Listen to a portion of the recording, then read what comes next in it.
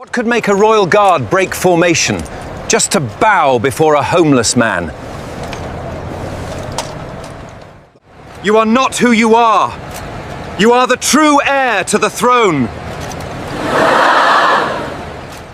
The world saw a beggar, but to one British royal guard, this man was the hero who once saved his life. The royal guard saluted a homeless veteran. Then the crowd fell silent.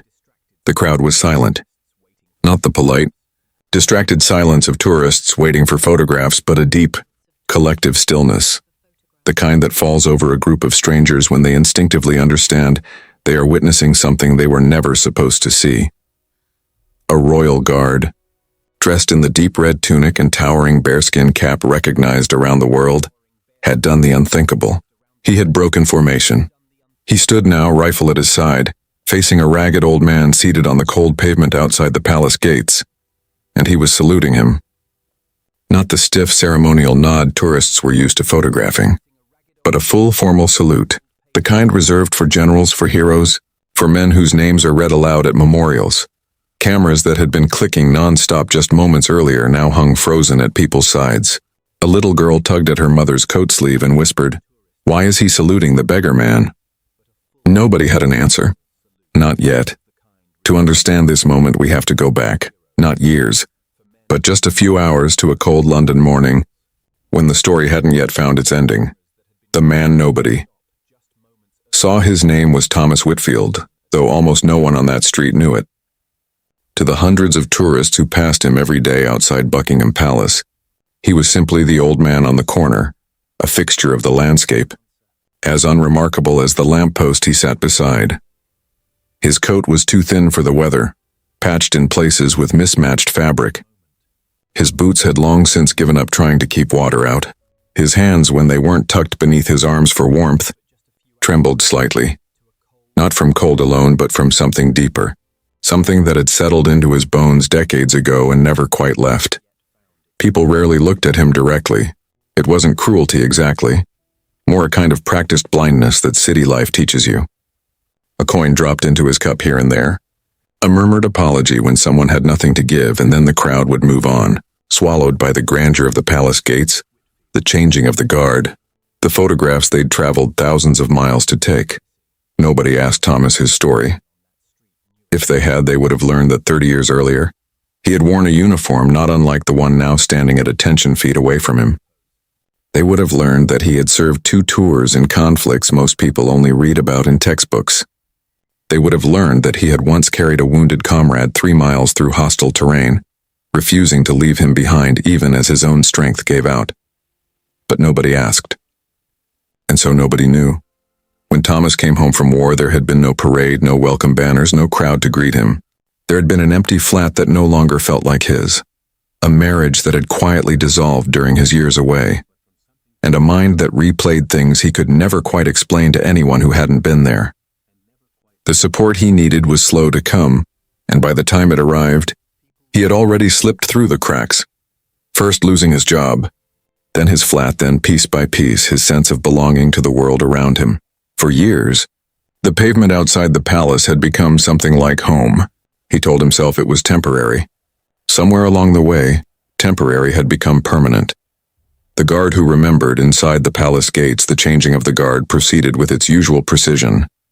Dozens of guardsmen marched in perfect synchrony, their boots striking the ground in unison, their faces carefully neutral beneath their towering caps, trained, as they always are, to remain unmoved no matter what unfolds around them.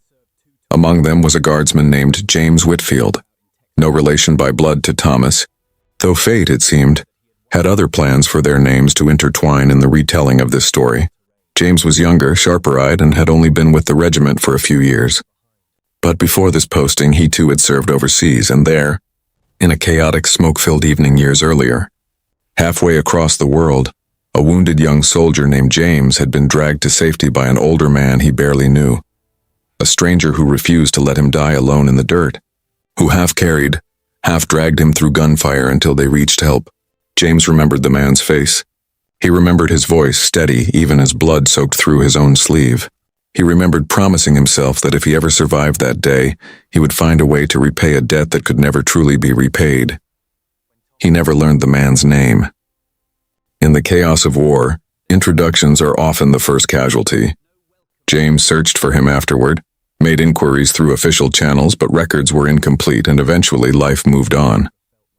He carried the memory quietly, the way soldiers often carry the things they can't put into words. Today, marching past the palace gates, something made him glance toward the pavement, toward the old man who sat there every day, mostly ignored, mostly invisible. Something about the tilt of his head, the particular way he held his shoulders despite his frailty, snagged at a memory buried deep. James stopped mid-stride. It is not an exaggeration to say that in the history of the regiment, guardsmen do not break formation. Not for tourists, not for photographers, not for anything short of emergency.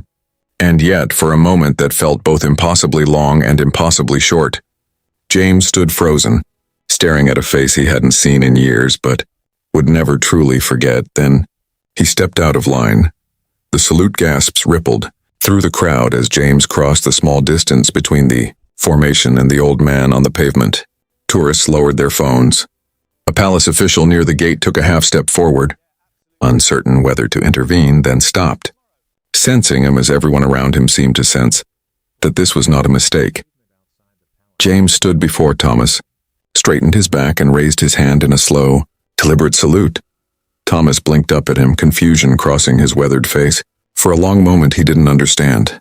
People didn't salute him. People barely looked at him. "Do you remember me?"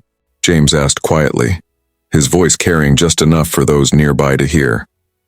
Thomas's eyes narrowed, searching the young guardsman's face. And then, slowly, something shifted. Recognition, fragile and disbelieving, breaking through years of fog. "You were just a boy," Thomas whispered. "I didn't think you made it." "I did," James said. "Because of you." The little girl who had asked her mother the question moments before now stood wide-eyed watching.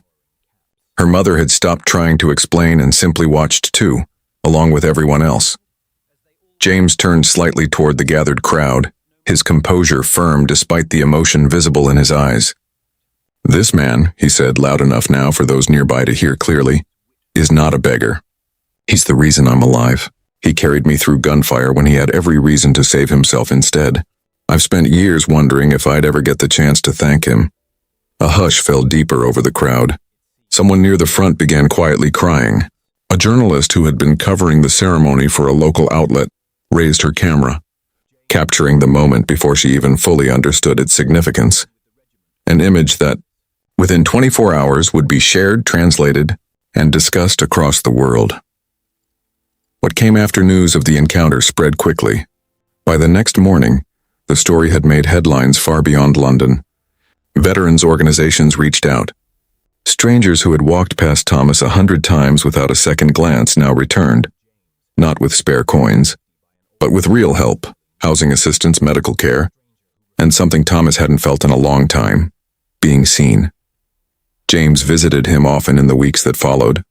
Their reunion, born from a fragment of shared history neither had expected to revisit, grew into something neither had anticipated.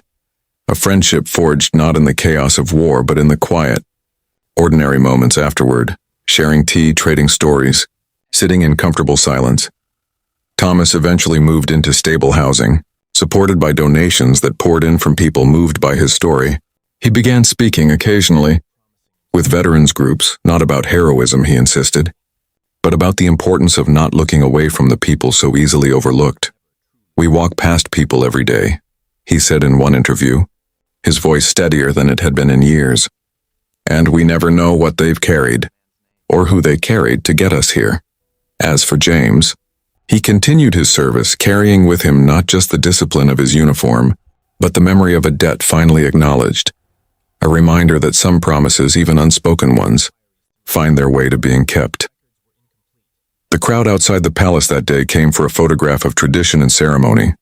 What they witnessed instead was something far more enduring, proof that dignity doesn't disappear with circumstance, and that sometimes the person the world overlooks is the very person who once saved it.